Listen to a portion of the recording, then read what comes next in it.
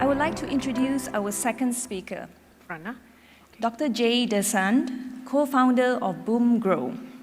BoomGrow is a fast-growing tech farming company that is reimagining farming by producing 100% clean greens with zero harmful chemicals and pesticides. Dr. J, in fact, is a lawyer by training, has over 18 years of ESG advisory experience, has a PhD in standards of sustainability. I asked Dr. J what inspired her to launch BoomGrow. She tells me she has no background in agri, no experience in planting, farming, or tending to animals or any connection of that sort to the earth. What drives her is a passion for sustainability. Over her years in ESG advisory, she learned how broken the food system is, its impact not just to health of the planet, but also to nutrition and affordability. BoomGrow was recently inducted into the Global Food Tech 500 list. Let us welcome Dr. J. Thank you. Good evening. I take you from cars to food. Now it's time to reconsider food. Globally, food production, manufacturing, distribution impacts biodiversity, impacts the health of the planet, impacts every aspect of nutrition in our lives. Now, the equity of the problem is significant because by 2050, the global explosion in terms of population will mean the demand for food will double. In the past 2.5 years, every part of the agri-food supply chain has scrambled to reconfigure themselves, right from fertilizers to energy to supply chains. And that will only continue as this demand continues for food. Do we have enough land and water to continue as we do? In Asia Pacific, this problem becomes even more acute because 2/3 of the global middle class will reside in Asia Pacific. Now, this is deeply challenging because rise in population and increase in prosperity means more food, more demand for better food, especially meat. What do we do? The problem escalates because a lot of people who actually need food don't get them.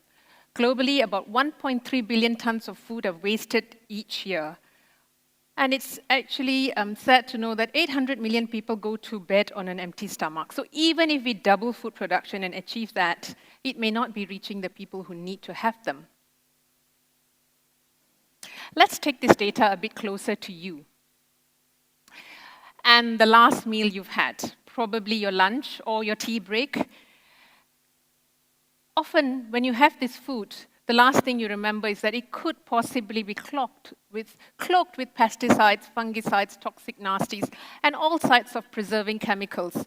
One of the reasons this continues to happen is because of the distance between you and your food. Most of your food travels hundreds, if not thousands of kilometers to go to you. What should we do?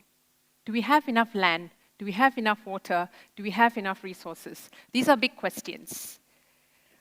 We must reduce and freeze the footprint of food. We have no choice. This is where I take you to BoomGrow. Our patent-pending precision farming system operates in a fully controlled environment, powered by an integrated farm OS. What does this mean? We control inputs, water, light, humidity, to maximize output, productivity, and yield. In doing so, we are able to grow 100% clean greens, no pesticides, no nasties whatsoever. Our solution is modular. We grow hyper-locally in portable, what we call machine farms, but they are essentially repurposed shipping containers. Now, what they are able to do is we are able to place these farms next to where customers live and shop. In short, we have really lessened the food supply chain, the food miles. We are also, due to the technology we use 95% less land, less water, less shipping fuel. How do we do this? I will let the video run as I speak. Now, this is the video of our farm in Langkawi. It is a partnership with the Marriott Group in Langkawi, which serves the West Indian St. Regis. A farm like this, 320 square foot, is a 40-foot shipping container that can supply up to an acre of an outdoor farm. So essentially, vertical farming, or controlled environment farming, is the notion of farming stacked in any modular controlled environments, closed environment. At BoomGrow, the environment we use modular shipping containers, but it can also be vast industrial parks, vast warehouses. Now, a farm like this essentially needs 2 agronomists to farm. So we've reduced labor usage. We've also reduced space because we are so efficient. How do we monitor? We monitor with tracking, perception technology. We use lots of machine vision to track. We use lots of systems, autonomous systems, which enable us to deliver on our sustainability values: produce, planet, people. In doing so, what are we trying to achieve? We are building trust and traceability in a broken food system. If you have had a good meal in Klang Valley, in Kuala Lumpur today, you would have had or encountered a BoomGrow produce. These are most fine dining restaurants and hotels would be our customers. A shout out to Mandarin Oriental here, who's a loyal customer. And if you go to Lai Po Hin, you'll get a nice variety of red pak choy, which is sweeter and really lovely. Yeah. So what vertical farming really does is that with the controlled environment, the produce is not just more nutritious and healthier. Yeah, you didn't have a salad on your table, but if you get one, that's probably ours. So the enhanced taste and enhanced nutrition is what we can achieve. So the question then, these are some of the restaurants that we serve. The question then is, can you just grow leafy greens? Can you just grow microgreens and herbs? We are currently trialing berries. Globally, that's possible. That's still at R&D stage, so lots of exciting times in terms of where we are and how we are reaching the restaurant. By 2024, the vision is that every major hotel and premium restaurant in Asia Pacific will plate BoomGrow's produce. Of course, we're not just reaching premium hotels and restaurants. We are reaching further into the consumer segment. We've hit retail this year with penetration across different supermarkets across not just Kuala Lumpur, but Penang and Johor as well. Now, this Swiss chart traditionally would have traveled from Australia or Europe a few thousand kilometers. We now grow it in Shah Alam, which is about 30 minutes from here, from the city center, in a space that is 135 times more productive per square foot of land. That's what we've achieved with technology. Of course, the objective is to feed more as well. The question, however, you might be having is, listen, sunshine is free. And in most parts of Asia, to be honest, land is quite affordable as well. Why do we need to use technology and spend a capex cost on this sort of controlled environment, one? And number two, electricity costs, which is a big energy. We use energy, right? The reality is you need energy to grow. And we also have cooling systems. So why do we need that? I will tell you a story, because the answer is quite long. And I have very sophisticated scientists here, so it's easier if I just use a story. This story is a man who's about to leave his house. He has his car keys with him. Maybe he bought his keys from Qasim. But anyway, essentially power blackout and absolute darkness. He drops his keys. He needs to go. He's fumbling and groping, and he can't find his keys. What does he do? He looks out, and the street light, oh, there's light outside. Let me go outside and look for my keys there, because there's light outside. His neighbor comes by and says, what are you doing? Oh, you're getting your keys. You're looking for keys, and helps him to look for your keys. Now, essentially, this is a bit of a detour of a story, but what it tells you is why we farm outside is simply because that's how we've always farmed, and we do what we can see or what's available. But when we take resources, especially natural resources, as free, it never is free. There will be unseen costs as we now pay a price. As sunshine is not complete, the spectrum of the sun doesn't give consistent supply of light. There will need to be compensation. So what is compensation? The farmer lets crop cycles longer. Longer crop cycles means pests, vagaries of weather come in. So as drought, heat waves and torrential rains happens, crop cycles are affected, and there will be increased usage of pesticides. Increased usage of pesticides means what? Our waterways, our biodiversity is affected. It goes back to that big data that I talked about earlier. What's the impact of food? It's massive. And the fact that we've taken natural resources as free has been deeply problematic. I have worked in vertical farming for the past 8 years, and I can say that the cost of artificial lighting has gone down by about 80%. We use full spectrum LED lights. It's still on a journey, I would say, but the efficiency has increased and the cost has gone down, making it a much more viable and efficient way of food production. What's more exciting, and why controlled environment farming is one of the most exciting frontiers in food production today, is the fact that we can use lights now to look at intensity. When we look at light intensity, we can look at nutrition. We can look at increasing yield, nutrition, quality. And this really is the biggest purpose of why we do what we do at BoomGrow.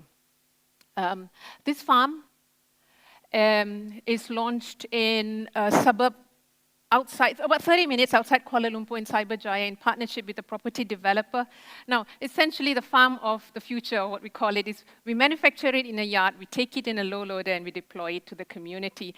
And what's truly rewarding about a farm like this is that it deploys and it reaches the community at the height of freshness, no pesticides, absolute nutrition, and it probably reaches a consumer who may never have a meal at the Mandarin Oriental. And that, ladies and gentlemen, is why we continue doing what we do in an area or an industry that has no playbook. None of us, the founders, have a background in farming. And I think sometimes, as an organization, what we realize is that we kind of thrive on the ambiguity and, in fact, rise above it, because not just are we reframing or rethinking an industry, because for us, our unit economics is to look at per unit grid, how much can we grow, how much can we grow better. But the fact that we are repurposing cities, and if you look around cities and you look at buildings that are not in use, or spaces that we can actually plonk this 320 square feet farm, it's quite mind-blowing what we can do to transform nutrition and the impact on the planet, and continues to influence the work we do. In fact, that's how BoomGrow started. It started as a series of conversations. My co-founder was building modular homes, thinking that, okay, and I was working on green building advisory, on the ESG disclosure and all these things, and realizing that actually we were unleashing people into these buildings or these spaces and talking and doing nice reports around it, but actually people were then continued to live quite an ungreen or non-eco life. So that was the moment of no return in a way. Will we do what we do again with the knowledge that we have now? Probably yes. But natural capital takes a long time, and that's one of the challenges, hardcore research. Now we hear you in terms of energy use, so our machine farm 3.0, we call this our repurposed shipping containers machine farms, will be the first solar-driven farm, so we are looking at hybrid. It's still on a journey. I use this word a lot because it's such early days in terms of energy usage and how we are introducing hybrid solutions, but definitely there.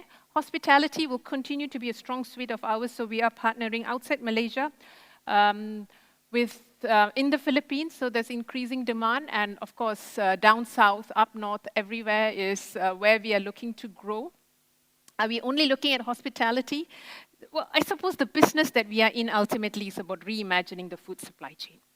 We are looking at a plug-and-play solution beyond hospitality to look at supermarkets, oil and gas, healthcare, and residential areas, or anywhere where there's remote, harsh weather conditions, there's constant high demand for good food. And I suppose that's where BoomGrow comes in. I continuously get this, and I have to address this today. Okay.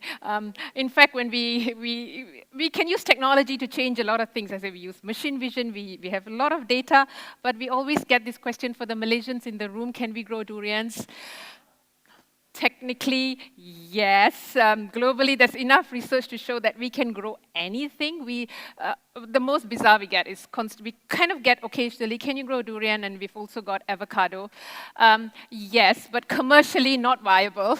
So that also puts us, the question here is, are we competing with outdoor farming? The answer is no. We need to see this conventional farming needs to improve. There's no two ways about it. They need to introduce technology, improve yields, and what controlled environment farming companies like us do is we complement. We do what we do best.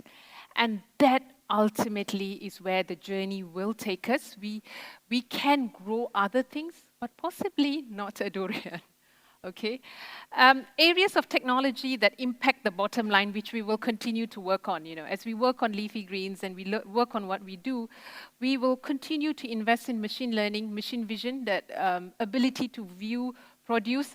Now, one of the key things, promise we make to our supply chain is essentially consistent, predictable demand. So technology helps us to get there.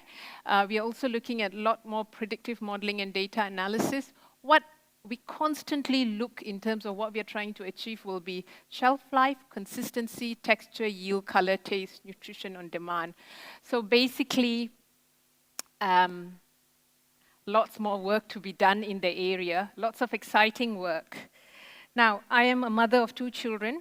The work I do impacts how I feed my children, but I want each one of you to think about the choices you make the next time you wheel a grocery cart in a supermarket aisle. Not just think of the impact on the health of your family, but also think of the health of the planet. The choices you make have massive consequences, and make those choices wisely. Thank you very much.